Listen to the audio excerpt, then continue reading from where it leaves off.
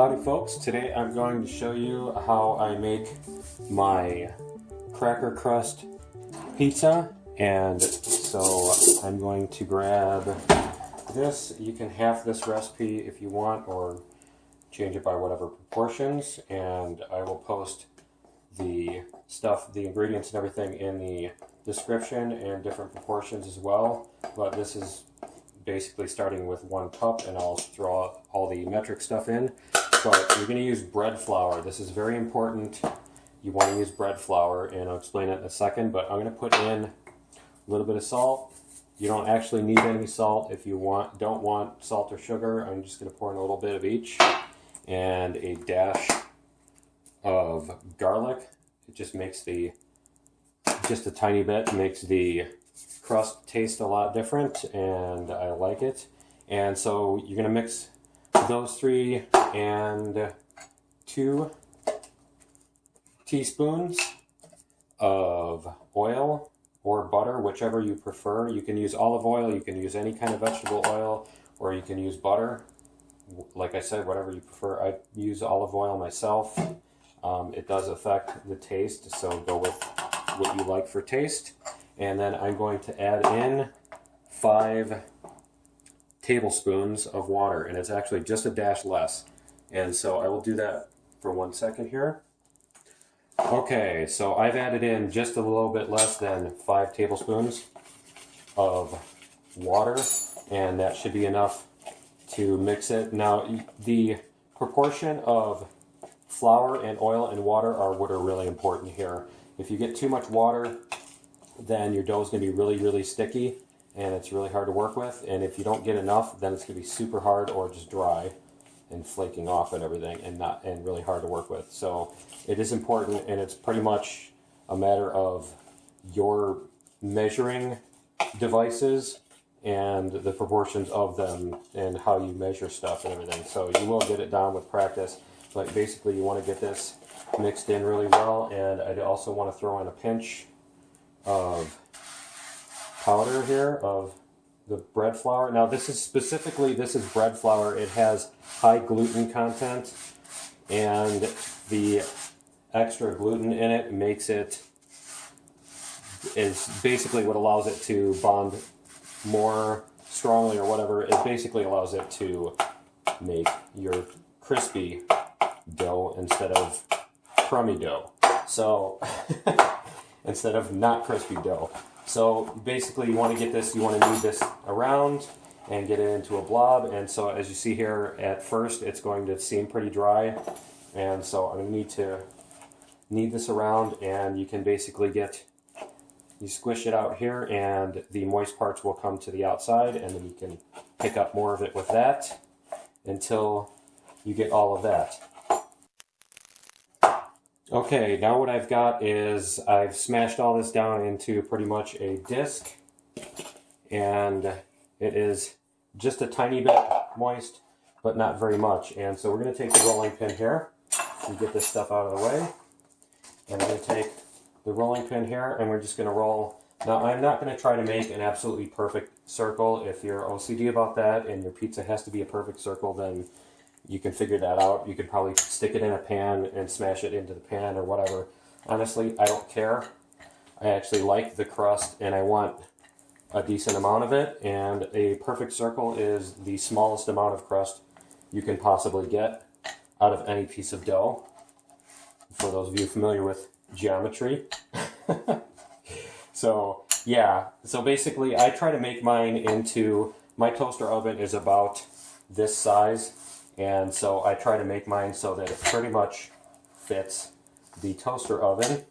And so I make it longer on this direction, on this axis, than on the other axis. And if I got little dips in there and stuff, I can do this if they're too much and I want a flatter edge. But again, if you have little thingies on the edge, little sticky outies on the edge, it's fine, because you get more surface area of your crust. You get more perimeter. So anyway, I'm going to roll this out.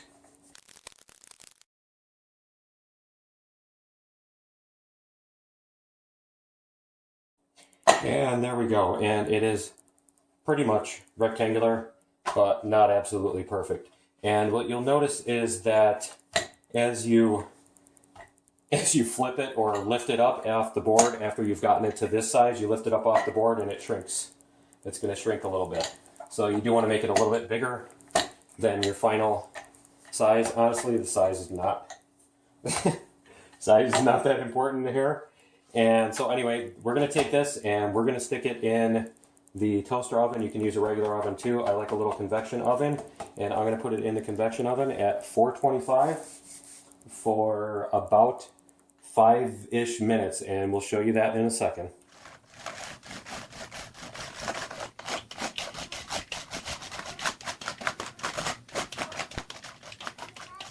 Alright, here's our toaster oven, and we're going to throw in our crust here. And you're just going to put it on the rack because you want the air to get to all of it. Now you do want to make sure you go high enough temperature. If your temperature is too low, like 350 or 375, it won't dry out. You want it to dry out. What you're doing here is you're just getting it to, like I said, you're getting all the moisture out of it, and you're also getting the little bit of brown on it. So we're going to cook this until it browns just a tiny little bit. Okay, it is about halfway there, and so what I'm going to do is I'm going to take it and turn it upside down because in my oven, it doesn't cook evenly from the top and the bottom and the back and the front. It's a little bit hotter in the back, and so I just want to make sure I deflate these little bubbles as I'm going to. And because when those are in the crust, if they stay really big, then it kind of makes it difficult to put the sauce on, and it also crumbles.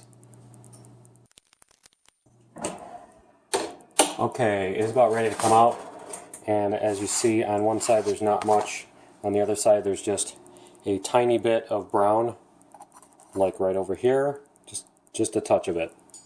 Now as far as this goes, you can use whatever kind of sauce and toppings you want on this crust. I use the regular old pizza sauce and toppings. So I use sauce. I put about 4 spoons here of these big spoons anyway of this. Sauce is really a personal preference thing. Some people like a whole lot of it. Some people like a tiny bit or none or whatever. And so we're going to spread this all out. And then we're going to put on about 6 ounces of cheese. You can use, on this recipe, I use anywhere from 6 to 8 depending on how much cheese I want. So that is about 170 to 225 grams. And here we go, we spread this out. And I found that the finely shredded mozzarella doesn't work as well because it just takes up a lot more volume. And it makes it more difficult to get your toppings on it and stuff because it just fluffs up and everything. So we'll do this, and then we'll throw on a little Italian seasoning. And I also like oregano a lot, so I put on extra oregano. Just for me, you can put on crushed red peppers or that sort of thing if you like. And I'm going to throw on pepperonis here. I'm going to put on 10 of them, and I know I'm going to offend a lot of people when I put on pineapple, but I love it on my pizza, and so yeah, it's one of those things where you either absolutely love it or totally hate it. I don't think I've ever known anybody that thought pineapple was meh, so yeah. But anyway, that is the toppings and stuff, and then we're just going to throw this in the oven for about 7 or 8 minutes until the cheese melts and is brown.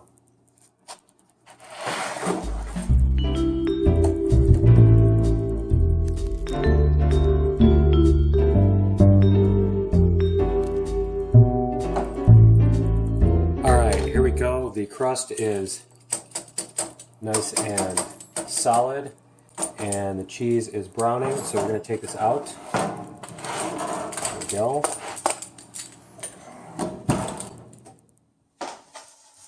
And we're going to slice this, and I just do, since it's not a circle, I just go like this, but you can see the crisp. The crust is just crispy and crumbly here, and it just falls apart like crackers, which is awesome. This is the cracker crust that I love, and if you like thin, crispy crust pizza, this is a great way to make it yourself, and especially if you like all of the ingredients. If you want to control the ingredients better, and it doesn't take too much extra to make it. And so yeah, this recipe here is about 1100 calories, which is probably more than most people want to do, so you can reduce this a little bit. But I find that this does fill me up for quite a long time, and so it is actually high in protein. It's about 70 grams of protein too, which is a very good macro proportions. So yep, that is my cracker crust pizza, and I hope you enjoy it, and see you in the next video. Later.